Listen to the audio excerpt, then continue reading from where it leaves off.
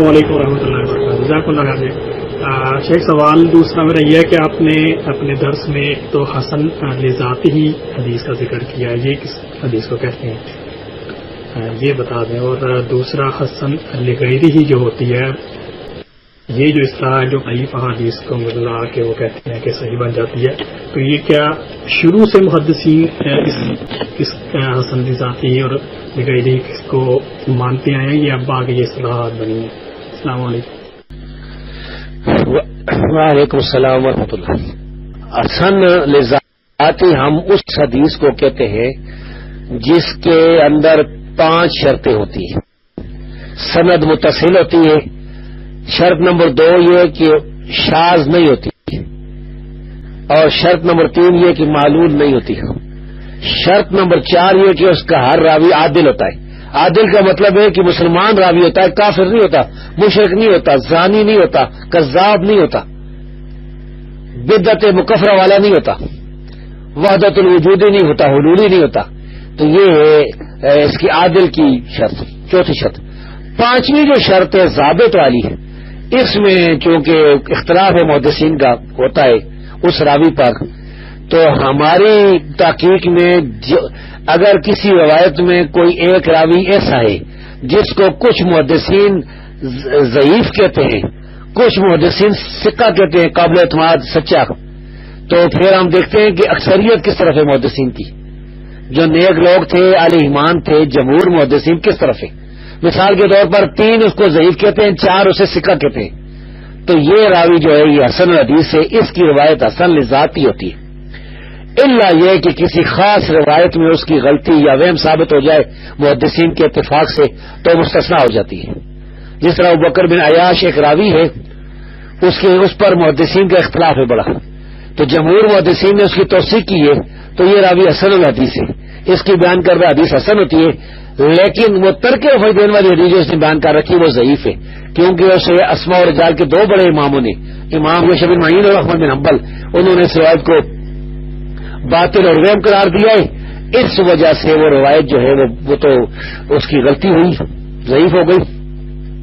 باقی حدیثیں جو اس کے اثر ہیں. تو یعنی آسان لفظوں میں یہ سمجھ لیں کہ جب کہتے ہیں ہم اس روایت کی سند حسن لذاتی ہے، تو اس کے کسی ایک راوی پر یا 2 راویوں پر یا زیادہ راویوں پر کم از کم ایک محدثین نے جرح ضرور کر رکھی ہے، یعنی اس کو ضعیف کہنے والے بھی ہیں اور سچا کہنے والے بھی ہیں. تو چونکہ اکثریت حسن کہتے ہیں، اگر اکثریت ضعیف کہنے والی ہوتی تو حدیث ضعیف ہوتی. یہ تو یہ حسن ذاتی کی تعریف، اور یہ روایت اصل میں صحیح ہوتی ہے ہمارے نزدیک، کیونکہ ہم سمجھتے ہیں کہ جرح غلط ہے. حسن غیری جو ہے یہ اصطلاح یہ بعد میں بنائی گئی ہے.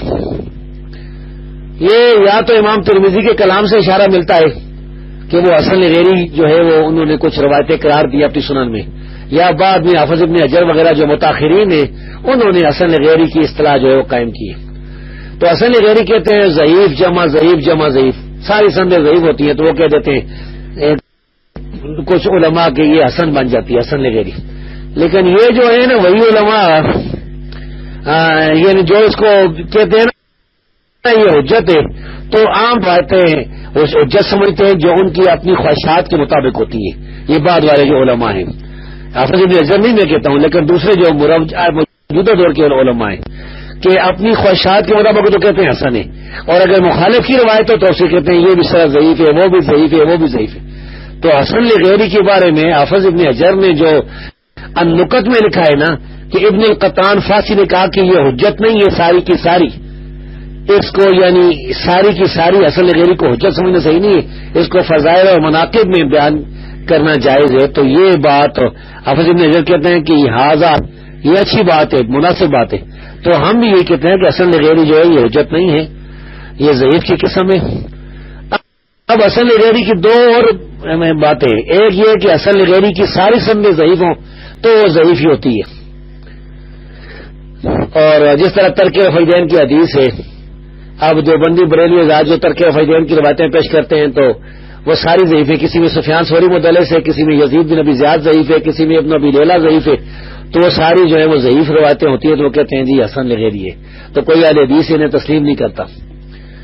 اسی طرح ہم جب روایتیں پیش کرتے ہیں فاتح خلف امام کی تو دیوبندی بریلی کہتے ہیں یہ ضعیف ہے ساری، حالانکہ وہ بہت سی روایتیں ہوتی ہے تو کوئی بھی نہیں کہتا یہ حسن لغیری۔ ایک حسن لغیری وہ ہوتی ہے کہ مثلا سنن ابن ماجہ میں حدیث کی سند ضعیف ہے، لیکن وہی روایت مسند احمد میں دوسری جو ہے حسن سند کے ساتھ یا صحیح سند کے ساتھ موجود ہے، دوسری سند کے ساتھ، تو یہ ٹھیک ہے، اس کو تو حسن لغیری کو بھی ہم مانتے ہیں۔ پہلی جو حسن لغیری والی بات ہے وہ حجت نہیں ہے، وہ ہمارے جو اکابر علماء ہیں نا، جس طرح امام بخاری، امام مسلم، امام ابو حاتم رازی، ابو زرع رازی اور دوسرے بڑے بڑے، ان سے اس کا حجت ہونا ثابت نہیں ہے۔ ایک اہل حدیث عالم عبد المنعم بن سلیم، جنہوں نے بڑی کتابیں لکھی، شیخ البانی کے شاگرد ہیں، انہوں نے کتاب بھی پوری لکھی ہوئی ہے، اور یہ کتاب ادھر مبشر اباری صاحب کے پاس موجود ہے، میرے پاس اس کی، تو اس میں انہوں نے بڑے اقوال پیش کیے، اور حافظ ابن حزم کہتے تھے کہ اگر حدیث کی 1000 سننے بھی ہو نا ضعیف تو پھر ضعیف ہی رہتی ہے۔